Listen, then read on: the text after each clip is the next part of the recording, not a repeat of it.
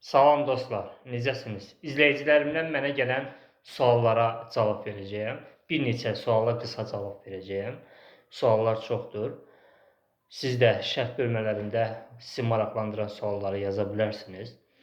Birinci izləyicim, bir xanım izləyici mənə yazıbdır. Qax rayonundan olan. Buradan Qaxı salamlayıram.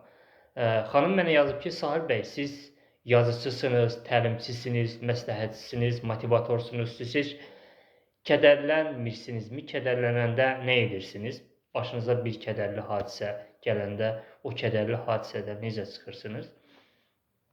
Təbii ki, mən də kədərlənirəm.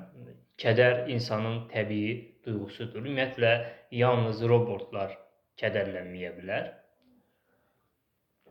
Elə bizi yaradan da o kədər duyğusunu bizə ona görə verib ki, biz başımıza gələn o çətin vəziyyətlərə reaksiya verək və özümüzü rahatladaq. Məsələn, insan ağlayır, fikir verirsiniz, o ona görə ağlayır. Ona görə gözündən yaş gəlir ki, insanın bədənində olan o negativ enerji o göz yaşı ilə çıxsın, insan rahatlasın. Mənim başıma bir kədərli hadisə gələndə mən sadəcə olaraq o normal kədəri yaşayıram, anormal kədəri yox. Məsələn, mən bu suyu nə qədər içirəm? Hər birimiz suyu nə qədər içirik? Susuzluğumuzu yatırana qədər. Yeməyi nə qədər yeyirik? Doyana qədər. Artıq doyandan o tərəfə yediyimiz yemək həm israfdır, həm zərərdir sağlamlığımıza. Eləcə də kədəri də israf etmək olmaz. Nəinki kədəri, heç bir duyğunu, hətta sevinci də israf etmək olmaz. Yəni, çox yeyən, o yeməkdən doymayan insanlara nə deyirlər? Acgöz insan deyirlər də. Bax, kədərdən doymayan insanlar da acgöz insandırlar. İnsan necə ki, yeməyinin bir rejimi var, onun kədərlənməyinin də bir rejimi olmalıdır. İnsanın başına bir kədərli hadisə gələndə onun bir vaxtı olmalıdır ki, tamam, özünə deməlidir ki, mən bu 3 günmü, 2 günmü, 1 günmü, 1 saatmı, 2 saatmı bu kədəri yaşayacağım normal şəkildə. Amma kədərə ayırdığım vaxt bitəndən sonra mən normal həyatıma davam edəcəm. Çünki həyat davam edir. Bax, mən məsələyə bu cür yanaşıram. Siz də bu cür yanaşsanız, o zaman başınıza gələn kədərli hadisələrdən daha rahat çıxa bilərsiniz. Mən kitablarımda, xüsusən hekayə terapiya kitablarımda bunları qeyd etmişəm. Elə kitabdan söz düşmüşkən, bəzi izləyicilərim yazdı ki, Sahil bəy, sizin hekayə terapiyanız çox bahadır, 300 manatdır. Mən o kitabın qiymətini 50 manata endirmişəm.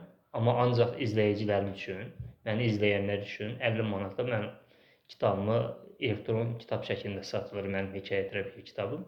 Yəni onu mənim izləyicilərim o kitabıma 50 manata əldə edə bilərlər. İkinci bir məsələ siqaretlə bağlıdır. Bir bəy izləyicim, səhv eləmirəmsə, Gəncədən yazıb ki, Sahil bəy, elektron siqaret zərərlidirmi? Buradan Gəncəni salamlayıram. Bəli, elektron siqaret zərərlidir. Belə izah edim də. Qədim və orta əsrlərdə müharibələr necə aparılırdı? Qılıncla, oxla aparılırdı. O vaxt indiki müasir silahlar yox idi, avtomat yox idi, tank yox idi, dron yox idi. O vaxt qılıncla, oxla müharibələr aparılırdı. Amma indi müharibələr necə aparılır? Müasir silahlarla aparılır. Dronlarla aparılır, avtomatla, tankla və s. müasir silahlarla. Yəni, siqaretlə fərqi yoxdur. Ənənəvi siqaret. Ənənəvi siqareti siz ox təsəvvür edə bilərsiniz, qılınc təsəvvür edə bilərsiniz. Bir də var elektron siqaret. Elektron siqaret də silahın müasir növüdür də. Elektron siqaretdə avtomatdır, drondur. Yəni, əskər üçün avtomatla və yaxud da ki, dronla və yaxud da ki, qılıncla, oxla ölməyin bir fərqi yoxdur. Sonunda o ölür. Siqaret çəkən üçün də fərqi yoxdur. Onun ağciyər xərçəngi ya elektron siqaretdən olacaqdır, ya da o ənənəvi adi siqaretdən olacaqdır. Elektron siqaret daha ziyanlıdır, sizə deyim ki, tərkibində çoxlu kanserogen maddələr var. O adi siqaretdə heç olmasa onun tərkibində bir təbii, heç olmasa bir tütün də var. Amma o elektron siqaretin tərkibində təbii ümumiyyətlə heç nə yoxdur. Siqaretin hamısı zərərlidir. Çalışın tərk edin.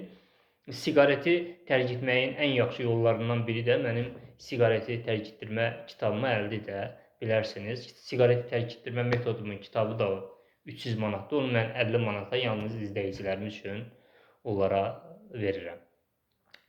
Üçüncü bir sual, səhv eləmirəmsə, bu da Zakataladan gəlibdir. Buradan Zakatalaya da salam olsun. Bir xanım izləyicim yazır ki, Sahil bəy, həyatda uğur qazanmaq üçün nə etmək lazımdır? Bax, siz bir xeyli uğur qazanmışsınız. Onları necə qazanmışsınız? Bizə uğur qazanmaq üçün nə məsləhət görürsünüz? Həyatda uğur qazanmaq üçün dostlar, əzimli olmaq lazımdır, inamlı olmaq lazımdır. Bir də ki, mən hər zaman deyirəm, belə qəribə gələ bilər, yuxudan tez durmaq lazımdır. Mən hər zaman konsultasiyalarıma gələn insanlara deyirəm ki, səhər saat neçədə yuxudan durursa, o yuxudan durma yaşına baxıb mən təyin edirəm. Mən saat 5-də, maksimum 6-da yuxudan dururam. Çünki insanın bir zamanı olmalıdır. Uğur zamana bağlı məsələdir. İnsan o 24 saat ərzində, gün ərzində o çalışmalıdır. O nə qədər çalışır, nə qədər çalışmır. Bax, bu məsələlərə diqqət edin ki, səhər tezdən çalışın, tez durun. Ki, sizin özünüzü inkişaf elətdirməyə çoxlu zamanınız olsun. Nə bilim, kitab oxumağa, digər təlimlərdən faydalanmağa. Bax, bu məsələlərə diqqət edin. Bir də özünüzə inanın, özünüzə güvənin. Siz o zaman uğur qazana biləcəksiniz. Bir də kimi izlədiyinizə diqqət edin. O qabaqlar deyirlər, dostunu göstər, kim olduğunu deyim. İndi deyirlər ki, mən daha doğru deyirəm ki, kimi izlədiyini göstər, sənin necə insan olduğunu deyim. Məsələn, gedib o TikTok digər platformalarda da o qeyri-standart, anormal adamları, onların izləyici sadədən çox olur. İzləyirsənsə, sən uğur gözləməsin ki, sən də o ağılda olan insansan. Məsələn, məni izləyən, mən ağılda olan insanlar olur. Mənə oxşamağa başlayır. Amma digər bir ağıllı insanları izləyən onlara oxşamağa başlayır. Amma sən ağılsız insanı izləsən, təbii ki, elə ağılsız insan olaraq da qalacaqsınız. Bax, bu kimi izlədiyinizə də diqqət edin. Bir də ki, heç vaxt başınıza gələn uğursuzluqlardan, ruhdan düşməyin əksinə onlardan dərs alın. Bəzən biz ən böyük dərsimizi uğursuzluqdan alırıq. Çünki orada səhvimizi öyrənirik. Növbəti sonuncu suala keçirəm. Səhv eləmirəmsə, bu sual Bakıdan olan oxucum tərəfindən verilibdir. Buradan Bakını da salamlayıram. Özüm də onsuz da Bakıdayam. Demək, xanım izləyicim sual verib ki, Sahil bəy, mən birini bağışlamaq istəyirəm, amma bağışlaya bilmirəm. Necə mənə məsləhət verə bilərsiniz ki, mən o insanı bağışlayayım? Bağışlamaqla bağlı deyim ki, dostlar, bağışlamaq çox gözəl bir hissdir insanın özü üçün.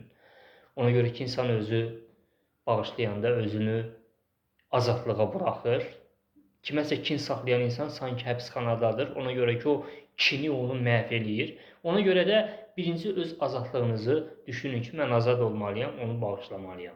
Yəni, siz bağışlamayanda kimisə, kin saxlayanda, o sizin sağlamlığınıza zərər verir, əhval-ruhiyyənizi korlayır. Bax, ona görə də çalışın ki, siz kiməsə kin saxlamayın. Yəni, bağışlamağı bacarın. Özünüz üçün demirəm, gedin onunla bütün günü öpüşün, görüşün, bir yerdə oturun, durun. Yox. Qəlbinizdə bağışlayın, yaxınınıza buraxmayın, eybi yox, amma bağışlayın. Yəni, ona qarşı bir kin, küdrət hiss etməyin. Bax, o zaman özünüz rahat olacaqsınız, sağlamlığınız yerinizdə olacaq. Suallar bu qədər. İnşallah vaxt olduqsa digər sualları da cavablandıracağım. Hər birinizi öpürəm, bağrıma basıram, sevgilər.